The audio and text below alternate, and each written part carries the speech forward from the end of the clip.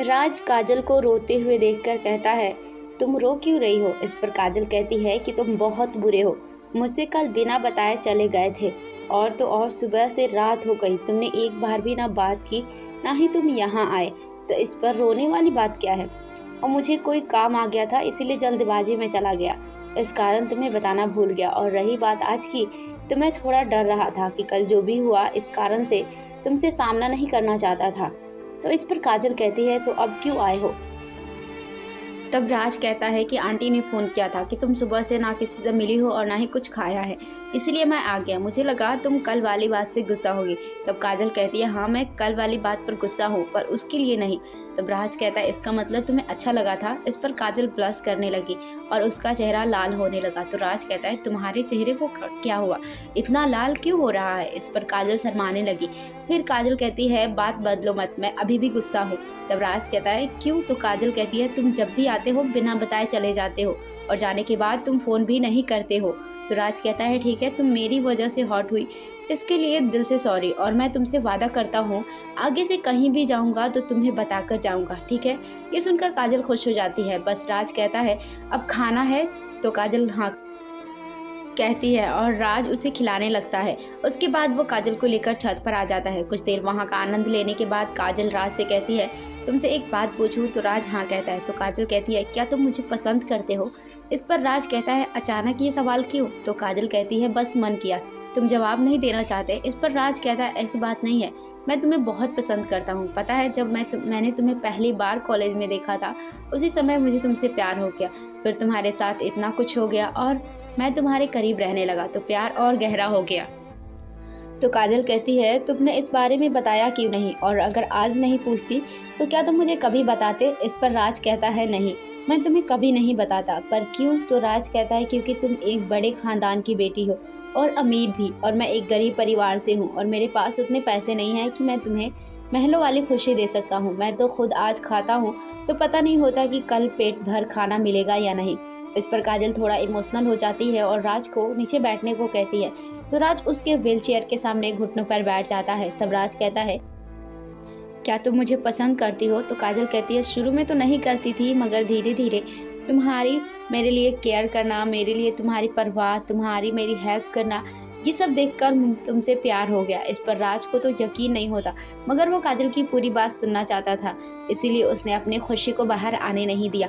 तब काजल कहती है, माना मैं अमीर परिवार से हूँ और मेरी शादी भी अमीर घर में हो सकता था, पर क्या वो मुझे तुम्हारे जैसा लड़का मिलता? कभी नहीं। अमीरों के घर में शादी नहीं होती, वहाँ शादी के नाम पर बिजनेस होता है। और तुम्हें पता है, मेरे साथ भी ऐसा ही करने की कोशिश की गई। वो जो राहुल है ना, उसके साथ मेरी शादी डैड करवाना चाहते थे, मगर मैंने मना कर दिया, क्योंकि वो मुझे पसंद नहीं करता, बल्कि मेरी खूबसूरती को पसंद करता है। उसे सिर्फ मेरा शरीर चाहिए, इसलिए मैंने मना कर दिया। और फिर मेरी ज़िंदगी में तुम आए, तुम्हारा नेचर देखकर मुझे तुम्हारा साथ अच्छा लगने लगा। तब मुझे एहसास हुआ कि प्यार क्या होता है। जब तुम मुझे बिना बताए चले गए तो पता है, उस समय से अब तक मैं तुम्हारे बारे में ही सोच रही थी और इसी के कारण तुमसे गुस्सा हो गई। इतना बोल वो राज के गाल पर एक किस कर देती है। उसके ऐसा करने से राज को एक सुकून भरा एहसास होता है और वो एक टक काजल को देखने लगता है। फिर काजल से कहता है कि तुम्हारी भी तो कोई इच्छा होगी कि तुम लड़के में क्या देखना चाहती हो, और वो कैसा हो सकता है? मैं तुम्हारे इच्छा के लायक नहीं हूँ। तो इस पर काजल कहती है कि मुझे ज़्यादा कुछ नहीं चाहिए, बस इतना ही कि वो लड़ाई झगड़ा ना करता हो, तो जो कि तुम हो, इतने शांत और सुलझे हुए, और सबसे बड़ी बात, मुझे झूठ पसंद नहीं है। अब इस पर राज अपने मन में कहता है, जो तुम्हें नहीं पसंद वो सारी खूबियाँ मेरे अंदर है, अब क्या करूँ? उसके बाद काजल कहती है, जबकि हम दोनों ने एक दूसरे को कबूल कर लिया है, तो मैं तुमसे कुछ पूछना चाहती हूँ, क्या तुम जवाब दोगे? इस पर राज कहता है, ये तो सवाल पर निर्भर करता है। तो काजल कहती है कि ठीक है, तो मैं सीधा सवाल ही करती हूँ। इतना कहकर वह राज को गौर से देखने लगी और बोली, क्या तुम्हारे बारे में कुछ ऐसा है जो तुम सभी से छिपा रहे हो? ये सुनकर राज थोड़ा सकपका जाता है और कुछ बोल नहीं पाता। तो काजल का हाथ पकड़कर कहता है, माफ़ करना, पर मैं तुमसे झूठ नहीं कहना चाहता। मेरे बारे में बहुत सी ऐसी बातें पता चलेगी जिसका मैं ना तो अब जवाब दे सकता हूँ और ना ही उस वक्त दे पाऊँगा। तुम्हें अपने सारे जवाब समय के हिसाब से मिल जाएगा, पर मैं ये वादा कर सकता हूँ कि मैं तुम्हें कभी धोखा नहीं दूंगा। तब काजल कहती है, इसका मतलब तुम जो दिखते हो वो हो नहीं? तो राज हाँ कहता है, मुझे लगा ही था, क्योंकि तुम्हारी पर्सनालिटी तुम्हारे कपड़े के साथ मैच नहीं करता। इसका मतलब यहाँ जो भी लोग हैं वो सब तुम्हारे कहने पर है। इस पर राज कुछ नहीं कह पाता।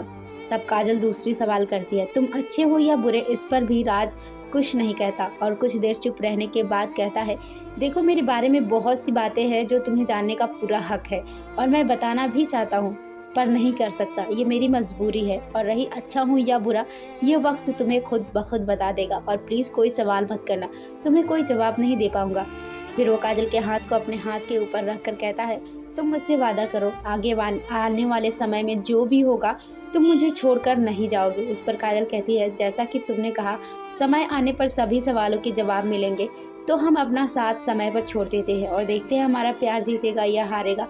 मगर तब तक मैं वादा करती हूँ मैं तुम्हारे साथ रहूँगी। उसके बाद वो दोनों रूम में आ जाते हैं और वो काजल को बेड पर लेटा देता है और वो वहीं सोफे पर लेट जाता है। कुछ देर बाद भी दोनों को नींद नहीं आती। एक तरफ काजल मन में ऊपर वाले से प्रार्थना कर रही थी कि राज कभी उसे छोड़ कर ना जाए, तो वही राज कह रहा था, पता नहीं ऊपर वाले मेरी सच्चाई जानकर और क्या करेगी। जब दोनों को नींद नहीं आ रही थी तब काजल राज से कहती है, सुनो तुम यहाँ आकर मेरे साथ ही सो जाओ, मुझे नींद नहीं आ रही है। राज का भी तो यही हाल था, तो वो कहता है, जितना भी वक्त है उसमें मैं काजल के साथ क्यों ना बिताऊं, बाद में देखेंगे। और वो फिर बेड पर आ जाता है और वो काजल को हक करके सोने की कोशिश करता है और वो दोनों ही कुछ देर में नींद की आगोश में चले जाते हैं। जहाँ एक तरफ राज सुकून से सो रहा था, वहीं दूसरी तरफ पूरे अंडरवर्ल्ड की नींद उड़ गई थी और ये खबर सभी जगह फैल गई थी कि रातों रात स्कॉर्पियन ग्रुप का सफाया हो गया है। ये खबर आग की तरफ फैल रही थी और ये खबर फॉक्स ग्रुप तक भी पहुंच गई। तो उसकी लीडर, जिसका नाम पैट्रिक है, वो अपने आदमियों से कहता है, पता करो कि ये किसने किया है। आखिर एक रात में पूरी स्कॉर्पियन ग्रुप को ख़त्म करना कोई आम बात नहीं है। तो उसके एक आदमी ने कहा, बॉस आपको पता है उस गैंग का एक भी आदमी नहीं बचा और ना ही उसका बिजनेस, सभी को आग लगा दी गई है। तो पैट्रिक कहता है, क्या तुम्हें पता है वो उस साइंटिस्ट की फैमिली को जांच कर रहे थे और पता लगा उसकी फैमिली की। तो वहीं ये खबर दिल्ली में पहुंच गई। मानिक राव अपने अड्डे पर मस्त होकर शराब का आनंद ले रहा था कि उसके पास एक आदमी दौड़ता हुआ आता है और कहता है, बॉस गड़बड़ हो गई। तो मानिक राव कहता है, पहले सांस ले ले, उसके बाद आराम से बता बात क्या है। फिर वो आदमी गहरी सांस लेता है और फिर कहता है, बॉस स्कॉर्पियन ग्रुप को कल रात किसी ने ख़त्म कर दिया है। ये सुनकर मानिक राव चौंक जाता है और कहता है, क्या बकवास कर रहे हो, एक रात में गैंग को ख़त्म कर दिया, बांग भी कराए हो क्या? इस पर वो आदमी कहता है, सही कह रहा हूँ, पर किसने किया? तो आदमी कहता है, पता नहीं बॉस, पूरे अंडरवर्ल्ड में यही चल रहा है। फिर मानिक राव कहता है, ये सब कहीं उस लड़की की वजह से तो नहीं हुआ? इस पर वो आदमी कहता है, हो सकता है बॉस, जिस तरह से अपने आदमियों का पता नहीं चल रहा है तो हो सकता है उन्हीं लोगों का काम हो। फिर कुछ सोचते हुए मानिक राव कहता है, मुझे इस लड़की के बारे में पता करके दो और हाँ, कोई भी उस लड़की के पास नहीं जाएगा, मुझे जानना है कि आखिर उसके पीछे कितनी बड़ी ताकत है। तो वह कहता है, ओके बॉस, और वो चला जाता है। वहीं दूसरी तरफ ईगल गैंग के अड्डे पर वहाँ के हेड थॉमस को भी ये खबर मिलती है, तो अपने आदमियों से कहता है, पता करो इसके पीछे कौन है, ये कोई मामूली बात नहीं है, मुझे लगता है इसका कारण वो लड़की ही है और अपने आदमियों से कहो मुझे उस लड़की की जानकारी चाहिए। इस पर उसके आदमी काम पर लग जाते हैं, मगर थॉमस अभी भी कुछ सोच रहा था। फिर उसने एक आदमी को बुलाकर कहा, उस प्रोफेसर को दिल्ली यूनिवर्सिटी भेजो, मुझे लगता है वहीं से कुछ पता चल सकता है। एक तरफ जहां स्कॉर्पियन ग्रुप का खात्मा होना सबके लिए चौंकाने वाली खबर थी, वहीं किसी अनजान जगह पर एक खंडर जैसी जगह पर एक आदमी अपने हाथों में सिगार जलाए खड़ा था, मगर उसका फेस नहीं दिख रहा था क्योंकि उसका फेस आगे की तरफ था। तभी वहाँ एक आदमी आता है जो विदेशी था और वो अपनी लैंग्वेज में कहता है कि किंग स्कॉर्पियन ग्रुप को किसी ने रातों रात ख़त्म कर दिया। इस पर वो आदमी कुछ नहीं कहता, बस अपना सिगार पी रहा था। उसके बाद फिर दोबारा से वो आदमी कहता है, किंग अब हमें क्या करना होगा, ये काम और मुश्किल होता जा रहा है। तब वो आदमी बिना पीछे मुड़े ही कहता है, कुछ काम ऐसे होते हैं जिसे करने के लिए छोटी मोटी कुर्बानी देनी पड़ती है, तुम उसकी टेंशन मत लो। मैं ये देखना चाहता हूँ कि उस लड़की के पीछे कौन है। अगर उसके लिए मुझे 2-4 गैंग की कुर्बानी देनी पड़ी तो कोई बात नहीं, मगर वो चीज़ मुझे किसी भी हालत में चाहिए। और हाँ, अगर स्कॉर्पियन ग्रुप ख़त्म हो गया तो तुम ये काम ड्रैगन टीम को करने को बोलो। मैंने इसके लीडर मेनहो के बारे में बहुत सुना है। और हाँ, एक बात का ख्याल रहे, अभी मेरे कोई भी आदमी इस खेल में शामिल नहीं होंगे। बस सभी से कहो सिर्फ नज़र रखें और सही समय का इंतज़ार करें। अभी सबको खेलने दो। इतना बोल वो चुप हो गया और उसका आदमी वहाँ से चला जाता है। उधर इतना हंगामा मचा था और यहाँ राज आराम से काजल को अपने बाहों में लेकर सोया हुआ था, मगर यहाँ किसी और की नींद उड़ी हुई थी। जिसकी नींद उड़ी थी वो कोई और नहीं, राहुल ओबरॉय था। और अभी वो एक बार में विवेक राव के साथ बैठा था और शराब का आनंद ले रहा था। पीते हुए राहुल विवेक से कहता है, भाई काजल कहाँ गई? कुछ पता नहीं चल रहा, 4 दिन से कॉलेज भी नहीं आई है। और तो और अशोक सेन ने भी बताने से मना किया है, मुझे वो किसी भी कीमत पर चाहिए। इतना बोल वो एक पैक और लेता है। तभी विवेक कहता है, मेरा भी यही हाल है। जब से मैंने उस लड़की को स्टेज पर गाते हुए देखा है वो मेरे दिमाग से निकल ही नहीं रही है। मेरा मन तो करता है कि कल ही उसके साथ जबरदस्ती कर लो, मगर मेरे डैड ने अभी कुछ भी करने से मना किया है। तब राहुल कहता है, क्यों मना किया है? तो विवेक कहता है, क्योंकि किसी ने पापा के 20 से 25 आदमी को रातों रात गायब कर दिया है। उनका पता अभी तक नहीं चला, इसलिए मेरे पिता ने अभी कुछ भी करने से मना किया है। और जैसे ही ये मैटर खत्म हो जाएगा उस दिन वो लड़की मेरे आगोश में आई तो ठीक, वरना उसे पूरे कॉलेज में उसकी इज्जत की धज्जियां उड़ा दूंगा। इतना बोल वो जोर जोर से हंसने लगा। देखने पर एकदम साइको लग रहा था। वहीं दूसरी तरफ रंजीत शाह ने एक कब्र पर आकर फूल चढ़ा रहे थे। उसके बाद वो वहाँ बैठ जाते हैं और कहते हैं, बेटा मैंने तुम्हारे कातिल को खत्म कर दिया है और मेरा मकसद भी पूरा हो गया है। अब मैं तुम्हारा मकसद पूरा करूंगा।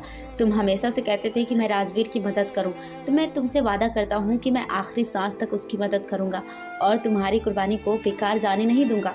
मुझे तुम पर गर्व है बेटा कि तुमने एक अच्छा दोस्त बनाया। इतना बोलते ही उनकी आंखों से आंसू निकलते हैं और फिर वो उठकर वहाँ से चले जाते हैं। अगली सुबह हॉस्पिटल में राज की नींद खुलती है तो देखता है काजल उसकी बाहों में आराम से सो रही है, जिसे राज देखता ही रह जाता है और अपने मन में कहता है, तुम सोती हुई कितनी प्यारी लग रही हो, काश ये वक्त यहीं थम जाए और तुम हमेशा मेरे साथ ही रहो। तभी वो काजल को कसमसाते हुए देखता है तो राज अपनी आंखें बंद कर लेता है। तब काजल अपनी आंख खोलती है तो अपने आप को राज के बाहों में पाती है तो उसके फेस पर स्माइल आ जाती है और वो गौर से राज को देखती है। राज को सोते हुए मासूम चेहरे को देख रही थी कि उसकी नज़र राज के होठों पर जाती है तो उसे किस वाला सीन याद आ जाता है, जिसे सोचकर काजल का चेहरा प्लस करने लगता है। इधर राज सब महसूस कर रहा था, पर वो सोने का नाटक कंटिन्यू करता है और वो देखना चाहता है कि काजल आगे क्या करती है और वो शांत सा पड़ा रहता है।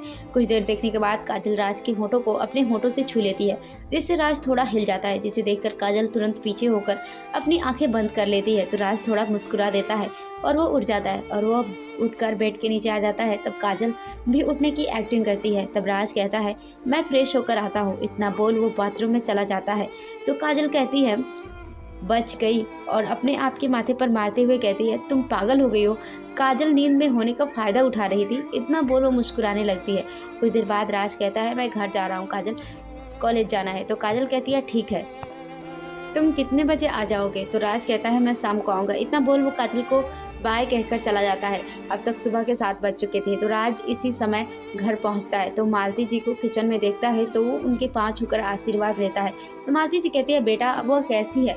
इस पर राज कहता है, माँ एकदम ठीक है, सोमवार को डिस्चार्ज हो जाएगी। तब राज कहता है, छोटी उठी कि नहीं? इस पर मालती जी कहती है, वो उठ गई और तैयार हो रही है। तो राज भी वहाँ से चला जाता है और करीब 8 बजे तीनों लोग नाश्ता करने लगते हैं। उसके बाद राज और सनाया कॉलेज के लिए निकल जाते हैं। करीब 10 बजे तक दोनों कॉलेज पहुँच जाते हैं। वो दोनों क्लास में जा ही रहे थे कि सनाया की नज़र एक लड़के पर पड़ती है तो वो कहती है, भाई यही वो लड़का है जिसने मुझे परेशान किया था। और सनाया उसको देखकर थोड़ा डर जाती है। तब राज उस लड़की को एक नज़र देखता है और उस सनाया को लेकर अंदर जाने लगता है और कहता है, तुम ये बात किसी को भी मत बताना है। तो सनाया कहती है, मगर क्यों भाई? इस पर राज कहता है, अगर तुम किसी को बताओगी तो वो लोग तुम्हें ही दोषी कहेंगे और तुम्हें परेशान करेंगे। इस पर सनाया हाँ कहती है और दोनों क्लास में आ जाते हैं। राज सनाया को पहले अंदर भेजता है और वो बाहर ही रुक जाता है। सनाया के जाने के बाद राज किसी को फ़ोन करता है तो उधर से एक आवाज़ सुनाई देती है, बॉस बहुत समय बाद आपने याद किया। इस पर राज कहता है, तुम जानते हो मैं यहाँ अपनी पहचान छिपा कर रखा है तो तुमसे कैसे मिल सकता हूँ। इस पर उधर से आवाज़ आती है, कोई काम? इस पर राज कहता है, मैं एक लड़की की डिटेल्स भेज रहा हूँ और मैं चाहता हूँ कि इसमें इसकी फैमिली के बारे में पता करो। तो उधर से कहता है, जी, और इस लड़के का क्या करना है? इस पर राज कहता है, अभी कुछ नहीं, बस जो कहा है वो करो, बाकी बाद में बताता हूँ। इतना कहकर राज फ़ोन रख देता है और वो क्लास में घुसने ही वाला था कि उसकी टक्कर वैष्णवी मैम से हो जाती है।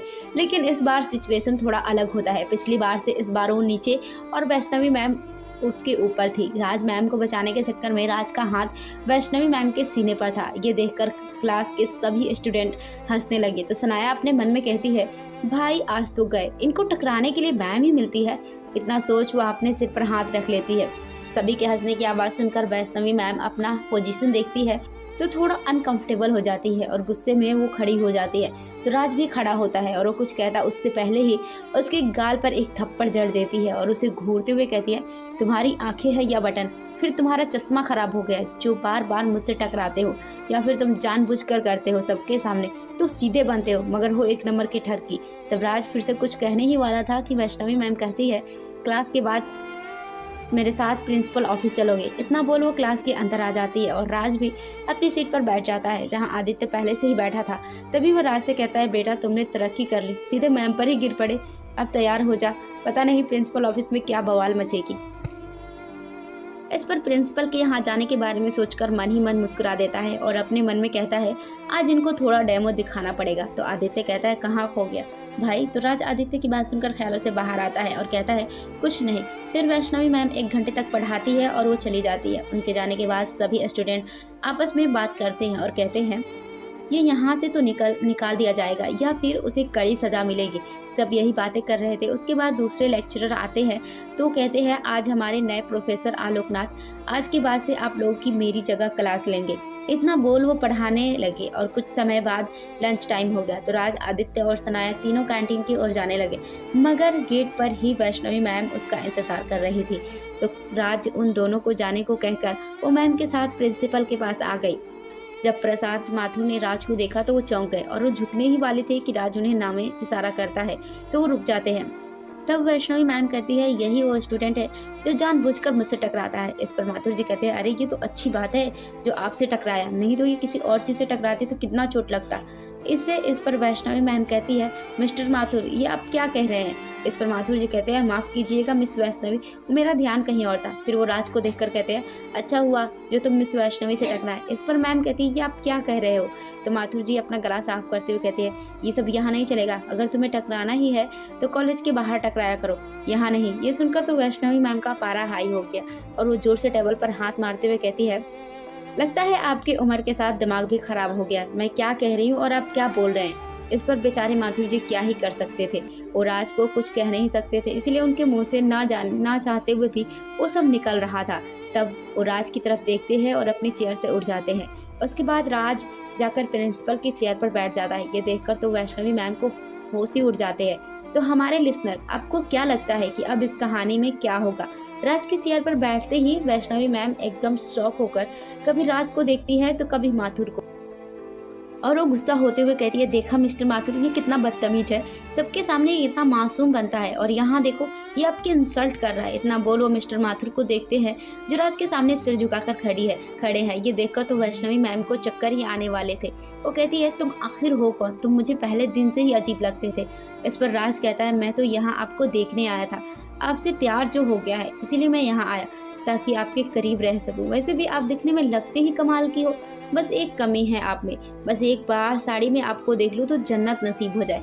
इतना सुनते ही वैष्णवी गुस्से में पागल सी हो गई और वो राज की तरफ उंगली दिखाते हुए कहती है, मैं तुम्हारा मुंह नोच लूंगी अगर दोबारा ऐसी बात की तो। तब राज कहता है शायराना अंदाज में, दिल में प्यार होठों पर इकरार लिए बैठे हैं, तुम आओ तो थोड़ी सी मोहब्बत कर ले, आंखों में इंतजार लिए बैठे हैं। ये सुनकर माथुर जी हंस देते हैं और कहते हैं, क्या बात कही है जनाब। तो वैष्णवी उन्हें घूर कर देखती है तो वो चुप हो जाते हैं और वो राज की तरफ देखकर कहती है, रुको तुम, मैं अभी तुम्हें बताती हूँ। इतना बोल वो अपना फ़ोन निकालती है और वो फ़ोन करने ही वाली होती है कि तभी राज कहता है, सोच लीजिए मैम, अगर आपने ऐसा किया तो आप पर ही भारी पड़ेगा। तो इस पर वैष्णवी कहती है, तुम क्या हो जो मुझ पर भारी पड़ेगा। इस पर राज कहता है, आपका ये जानना असंभव है जब तक कि मैं ना चाहूँ। एक और बात, इस देश से बाहर भी बहुत से देश से मेरी कही बात पत्थर की लकीर होती है जिसे कोई चाह के भी पार नहीं कर सकता। इसीलिए मैं चाहता हूँ कि आप ये बात यहीं ख़त्म कर दें और मैंने जो आपके साथ बदतमीजी की उसके लिए माफ़ कीजिएगा। मैं नहीं चाहता कि मेरे बारे में यहाँ कोई जाने। अगर आपकी वजह से मेरा प्लान ख़राब हुआ तो आप और आपके परिवार के लिए बहुत ही ख़तरनाक होगा जो मैं चाहकर भी रोक नहीं पाऊँगा। इतना सुनते ही वैष्णवी मैम राज को देखकर थोड़ा डर जाती है, लेकिन वह कहती है, तुम मेरे फ़ोन निकालने से डर गए हो इसीलिए तुम मुझे डराने के लिए ऐसा कह रहे हो। तब राज कहता है, जैसी आपकी इच्छा। तब वैष्णवी ने अपने डैड वरुण राजपूत को फ़ोन लगा दिया। उधर से फ़ोन उठाने पर वैष्णवी ने अपने डैड से कहती है, यहाँ कॉलेज में एक लड़का परेशान कर दिया है और वो पूरे परिवार को मारने की धमकी दे रहा है। यह सुनकर वरुण जी गुस्से में कहते हैं, बेटा मैं अभी आ रहा हूँ। इतना बोल वो फ़ोन रख देते हैं। इधर वैष्णवी भी मुस्कुराते हुए वहाँ के चेयर पर बैठ जाती है। तभी कैबिन पर नॉक होता है तो प्रिंसिपल ऑफिस का गेट थोड़ा सा खोलते हैं तो बाहर लड़कों की भीड़ देखते हैं और वो प्यून से कहते हैं ये सब क्या हो रहा है, यहाँ कोई मेला चल रहा है। और उन लड़कों को देखकर कहते हैं अगर 1 मिनट के अंदर तुम सब नहीं गए तो अगले दिन अपने पेरेंट के साथ आना। इतना सुनते ही सभी लोग वहाँ से चले गए, मगर सनाया नहीं गई। तो माथुर ने कहा तुम्हें क्या मैं छोड़ने जाऊँ? तो सनाया थोड़ा डरते हुए कहती है जी सर, वो मेरे भाई अंदर है, उन्होंने जानबूझकर कुछ नहीं किया, बस गलती से हुआ है। ये सुनकर माथुर जी चौंक जाते हैं और कहते हैं बेटा आप राजवीर की बात कर रही हैं? तो सनाया हाँ कहती है। तो माथुर जी कहते हैं आप किस ईयर में हो? तो सनाया कहती है मैं फर्स्ट ईयर मैनेजमेंट में हूँ। ये सुनकर माथुर जी सोचते हैं इसका मतलब सर का यहाँ आने का मकसद ये है। तो प्यून को बुलाकर कहते हैं इसे ले जाकर दूसरे ऑफिस में बिठाओ और खाने और पीने के लिए भी दे देना। फिर वो सनाया से कहते हैं बेटा आप इनके साथ जाओ और आपके भाई के साथ कुछ नहीं होगा। ये बोलकर वो अंदर जाते हैं और सनाया प्यून के साथ चली जाती है। इधर राज वहाँ बड़े सिगार को जला लेता है और वो पलटकर पीने लगता है। तभी कैबिन फिर से नॉक होता है तो माथुर जी खोलते हैं तो सामने उन्हें 50-55 साल के वरुण राजपूत दिखाई देते हैं। तो माथुर जी कहते हैं मिस्टर वरुण अंदर आइए। तो वो अंदर आ जाते हैं और वो वैष्णवी को देखकर पूछते हैं कि तुम ठीक हो ना बेटा, और कौन है जो तुम्हें तंग कर रहा है? तो वैष्णवी सामने के चेयर की तरफ इशारा करती है तो वरुण जी उधर देखते हैं तो उन्हें थोड़ा अजीब लगता है क्योंकि प्रिंसिपल के चेयर पर कोई और बैठा था। वो उसका चेहरा नहीं देख पाए क्योंकि राज का फेस आगे था, उन्हें सिर्फ सिर ही दिख रहा था। फिर वो कहते हैं तुम्हारी हिम्मत कैसे हुई मेरी बेटी को परेशान करने की, और ऊपर से तुम मेरे परिवार को मारने की धमकी देते हो। उससे पहले मैं तुम्हारे परिवार को ख़त्म कर दूंगा तो ये कैसा रहेगा? तभी राज की ठंडी आवाज़ उनको सुनाई पड़ती है तो वो सभी डर जाते हैं क्योंकि राज अपनी कोल्ड आवाज़ में कहता है क्या तुम्हारी इतनी औकात है जो मेरे सामने तुम खड़े रह सकते हो? अगर है तो मुझे देखने के बाद 1 मिनट भी खड़े रह जाओगे तो मैं तुम्हारी बेटी से पूरे कॉलेज के सामने अपने घुटनों पर बैठकर माफ़ी मांगूंगा। इतना बोल वो पलटता है। कुछ देर देखने के बाद वरुण जी को एक झटका लगता है और वो तुरंत घुटनों पर बैठ जाते हैं और कहते हैं सर मुझे माफ़ कर दीजिए, मैंने जो भी बोला। अपने पापा को एक लड़के के सामने घुटनों पर बैठा देखकर वो गुस्से में कहती है डैड आप इस लड़के के सामने ऐसा क्यों कह रहे हैं? तो वैष्णवी को चुप रहने को कहते हैं। उसके बाद वो राज की तरफ देखकर कहते हैं सर अगर ये काफ़ी नहीं है तो जो सजा देंगे वो मुझे मंजूर होगा।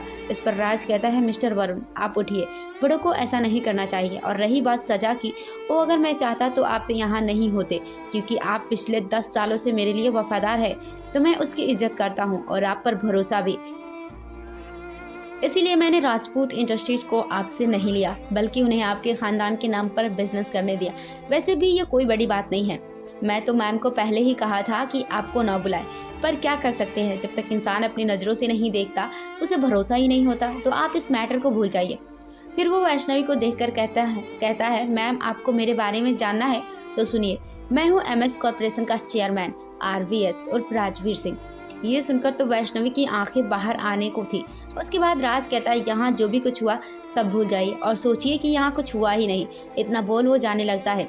तो वरुण जी कहते हैं मिस्टर राजवीर क्या आप हमारे घर डिनर पर आना पसंद करेंगे? तो मेरे पिताजी आपसे दोबारा मिलना चाहते हैं और ये उनकी अंतिम इच्छा है।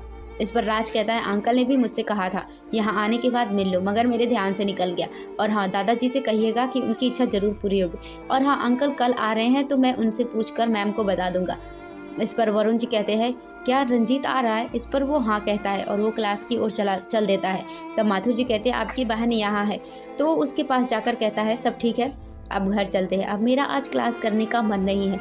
और वो दोनों चले जाते हैं। और इधर वरुण जी अपनी बेटी से कहते हैं इनको इम्प्रेस करो और अपनी फेवर में करो, मैं तुम्हारी शादी इन्हीं से तो करवाना चाहता था।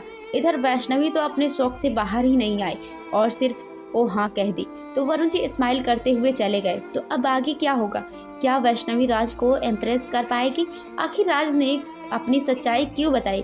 क्या इसके पीछे उसका कोई प्लान है? जानने के लिए सुनते रहें हमारे इस कहानी को और लाइक कमेंट और शेयर ज़रूर करें ताकि हम आपको एक अच्छी कहानी प्रस्तुत कर सकें। और हमारे चैनल को सब्सक्राइब करके नोटिफिकेशन बेल को ऑन कर लें ताकि कहानी का अगला एपिसोड आप तक जल्द ही पहुंच सके।